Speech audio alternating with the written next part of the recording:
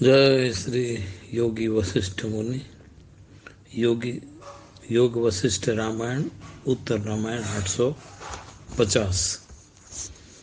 બ્રહ્મમાં ચિત્તવૃત્તિનો લય થઈ જવા રૂપી બ્રહ્મમાં ચિત્તવૃત્તિનો લય થઈ જવા રૂપી સ્થિતિ કે જે અંદરની કે બહારની વસ્તુઓના અવલંબન વિનાની છે, બહારની કે અંદરની કોઈ પણ વસ્તુના અવલંબન વિનાની તે સ્થિતિ છે, જે સ્થિતિમાં ઉપરના કે નીચેના લોકના કોઈ પદાર્થ નથી, જે સ્થિતિમાં દિશાઓ આકાશ પદાર્થના અપદાર્થના અવલંબન રહિત છે, જે સ્થિતિ સ્વયં પ્રકાશવાળી ચૈતન્ય રૂપ શાંત છે, આમ આત્મા વિના બીજા પ્રકાશથી રહિત તથા અનાદિ છે,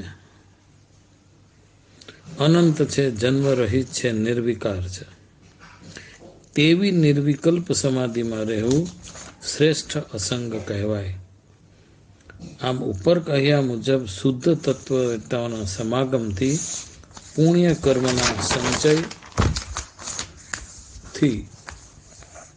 પ્રથમ ભૂમિકા શુભેચ્છાનો ઉદય થાય છે. આ અવસ્થાને વિવેકરૂપી જળ વારંવાર છાંટી રક્ષા કરવી, એટલે કે વિવેક આના ઉપર રાખવો, જેથી કરીને જે સ્થિતિ છે એ કાયમ રહે, એની રક્ષા કરવી. વૈરાગ્ય શાંતિ ઉદય પામે તેને રોજ વધારતા રહેવું. આ એક જ પ્રથમ ભૂમિકા સર્વ ભૂમિકાઓને જન્માવી શકે. આમ બીજી તથા ત્રીજી ભૂમિકા પ્રાપ્ત થાય. ત્રીજી અસંગ શ્રેષ્ઠ ભૂમિકા એ પહોંચતા કલ્પના રહિત નિસંકલ્પ થઈ જવાય છે. પૂર્ણતાને પહોંચતા પહેલા જો મૃત્યુ થાય તો તેવા રામના પ્રશ્નના ઉત્તરમાં શ્રી વશિષ્ઠ મુનિ કહે છે, રાગ દ્વેષ દ્વૈતના રચ્યા બચ્યા રહેનારા સંસારી એને તો જન્મ મરણના ચક્કર ચાલુ જ રહે છે. બાકી કોઈ પણ ભૂમિકામાં હોય તેનો તેટલો પાપ ઓછું થાય છે અને ફરી યોગ્ય સ્થાને જન્મ લઈ પોતાની સાધનાની યાત્રા કરે છે અને ઉપલી ભૂમિકામાં ક્રમવાર આગળ ચડે છે. શ્રેષ્ઠ અસંગનું વર્ણન કરતા મુનિજી કહે છે, બ્રહ્મમાં ચિત્તવૃત્તિનો લય થઈ જવાની સ્થિતિ એટલે અહમ બ્રહ્માસ્મિ કેવલમ. ચિત્તમાં મનમાં કોઈ વૃત્તિ રૂપે વમળ ઊભા થતા જ નથી.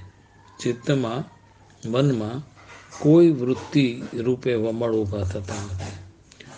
કારણ હું પહેલો પુરુષ જ ઓગળી જતા કાંકરીચાળો કરી ચિંતા મનરૂપી તળાવમાં વમળ પેદા કરવા વાળો રહેતો જ નથી.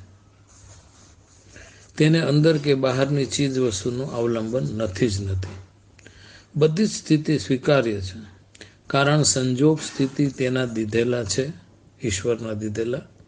મારું કશું ઢહુકો કરવા જેવું છે જ નહીં.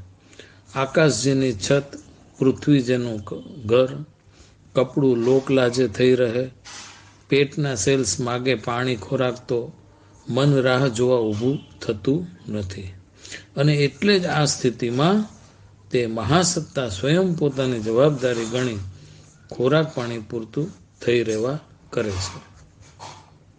શ્રી કૃષ્ણએ ગીતાજીમાં આ બાબતે પણ સ્પષ્ટ કીધું છે કે જવાબદારીની વાત એમાં કરી જ છે કે જવાબદારી મહાસત્તાની જ છે. આવો યોગી ગમે તે પરિસ્થિતિમાં શાંત રહે અને એ તેનું આભૂષણ બની રહે છે, શાંતિ. નિર્વિકાર છે, કોઈ વિકાર ઊભો કરવા કેરો કારણ જ ન મળે, નથી કોઈ વિકલ્પ ઉઠતા, કારણ કથા કરવી નથી, 1000 વીઘાનો આશ્રમ કરવો નથી, આશ્રમ ઊભા કરવા નથી, કોઈ તર્ક દ્વારા પ્રપંચ દ્વારા પણ નહીં. તેણે સ્વયંને અજર અમર સ્વપ્રકાશિત જન્મ મરણ રહિત પરમાનંદ સચ્ચિદાનંદ જાણી લીધો છે. આમ રહેતો શ્રેષ્ઠ અસંગી કહેવાય. કલ્પના ઉઠતી જ નથી. આવા યોગીનું અકાળે પ્રાપ્તિ પહેલાં યાત્રાની મધ્યમાં જો મૃત્યુ થાય તો ફરી યોગ્ય સ્થાને આગળની યાત્રા શરૂ રાખવા જન્મ લે છે. જો અહીંયા આ જવાબદારી પણ સત્તાને જ સોંપીને, અહમ બ્રહ્માસ્મિ કેવલમ, હવે વાર છે નહીં, ચલ શરૂ હો જા, શરૂ રહો, નિશ્ચિંત થઈ જાઓ, આગે આગે ગોરખ જાગે. હવે 21મી સદીમાં શુદ્ધ તત્વવેતા શોધવા દુર્લભ જ છે, કાંતોકને મહા અસંભવ જ છે. ચારે બાજુ દુતારાની જમાત છે, પરંતુ આશાનું કિરણ, ઉપરવાળા ઉપર વિશ્વાસ, સ્વયં ઉપર વિશ્વાસ, સ્વયંની નિષ્ઠા, સ્વયંમાં વિશ્વાસ તમને પાર પહોંચાડશે.